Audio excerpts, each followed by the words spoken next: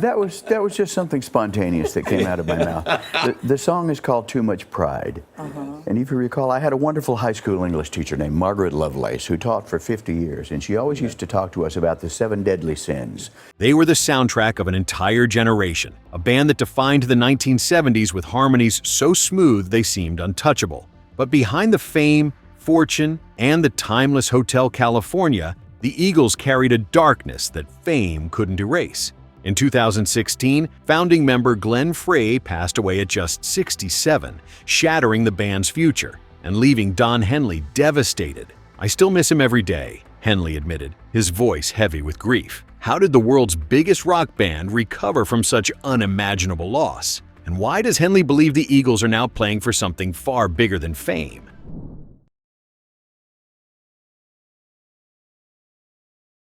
When Don Henley and Glenn Frey formed the Eagles in Los Angeles in 1971, neither could have predicted the cultural storm they were about to unleash. Joined by Bernie Leadon and Randy Meisner, they built their reputation on lush harmonies and a genre-bending mix of country and rock that set them apart from their contemporaries. Their self-titled debut album, released in 1972, introduced classics like Take It Easy, instantly making them one of the most talked-about new bands in America. But it was the release of Hotel California in 1976 that made the Eagles a household name. The album sold over 26 million copies in the United States alone and cemented Henley and Frey's status as songwriting icons. Behind the scenes, however, the band's success came at a cost. The pressure of constant touring, recording deadlines, and interpersonal tensions turned their lives into what Henley once described as a balancing act between chaos and creativity. Henley and Frey were more than just co-founders. They were brothers in arms. Their partnership drove every major decision, every lyric, and every album. "Glenn was like a brother to me," Henley would later say. "We created something special together, something we never thought would last as long as it did." That bond, forged in the fires of fame, made what came next all the more devastating.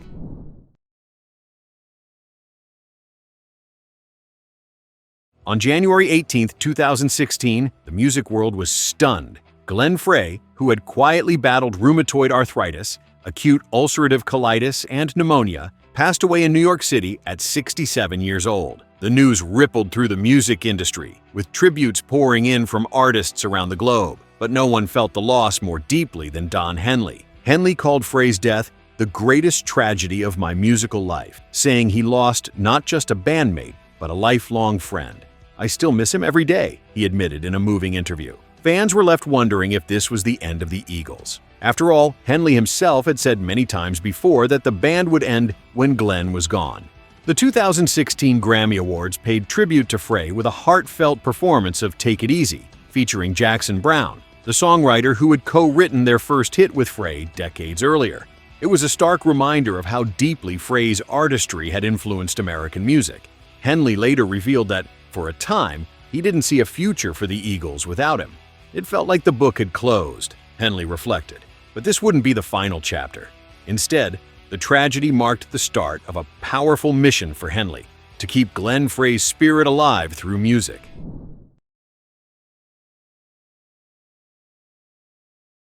After Frey's death, Don Henley was faced with an impossible decision. Should the Eagles' story end right there, or should they find a way to carry on? Fans mourned across the globe, many assuming the band was finished. Even Henley himself initially believed it was over. "We can't do this without Glenn," he admitted in 2016.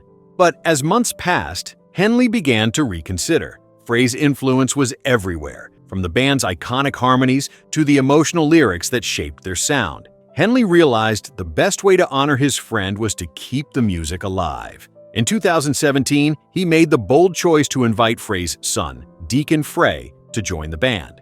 The move was deeply symbolic. Glenn's spirit would live on through his own son, standing on the same stage where his father had stood for decades. When the Eagles returned to the stage at the Classic West and Classic East festivals in 2017, fans were stunned to see Deacon Frey stepping into his father's shoes. He delivered a heartfelt performance of Take It Easy, and the crowd erupted into applause.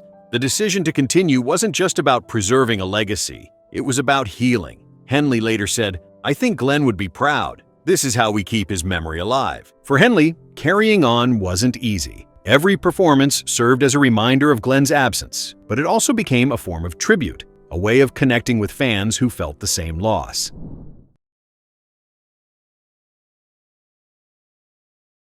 As the Eagles found a way to continue, more heartbreak followed. In 2016, former bassist Randy Meisner's wife, Lana Ray, tragically passed away in an accidental shooting at their home. Though Meisner had left the band decades earlier, the news devastated Henley, who stayed in contact with his former bandmate. Then, in 2023, another blow hit when Randy Meisner himself passed away at 77 due to complications from chronic obstructive pulmonary disease. Henley paid tribute to Meisner, calling him the sweetest man in the band and a crucial part of their success. He was integral to our early sound, Henley said. We couldn't have done it without him. These losses reminded Henley of the fragility of life and deepened his commitment to celebrating the band's history. He often speaks about how music has been both a refuge and a way of processing grief. With every performance, he channels the memories of those who shaped the Eagles' journey. Fans, too, felt the weight of these tragedies. Social media flooded with tributes to Frey and Meisner, with many expressing gratitude to Henley for keeping the band alive despite unimaginable heartbreak. The Eagles' concerts became more than shows. They became communal acts of remembrance, where generations of fans celebrated the band's legacy together.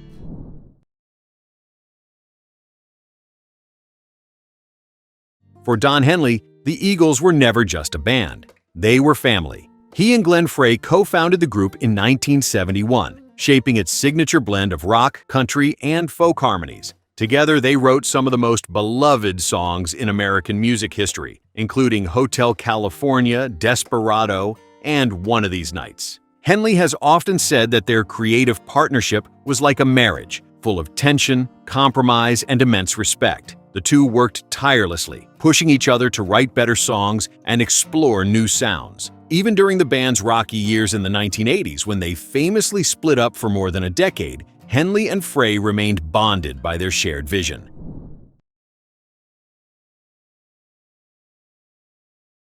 When the Eagles returned to the stage with Deacon Frey, fans weren't sure what to expect. Could the band's magic survive without Glenn? The answer came quickly. Concert after concert, audiences erupted into applause as Henley and the band played classics that had defined generations. Henley explained that continuing was both a duty and a form of healing.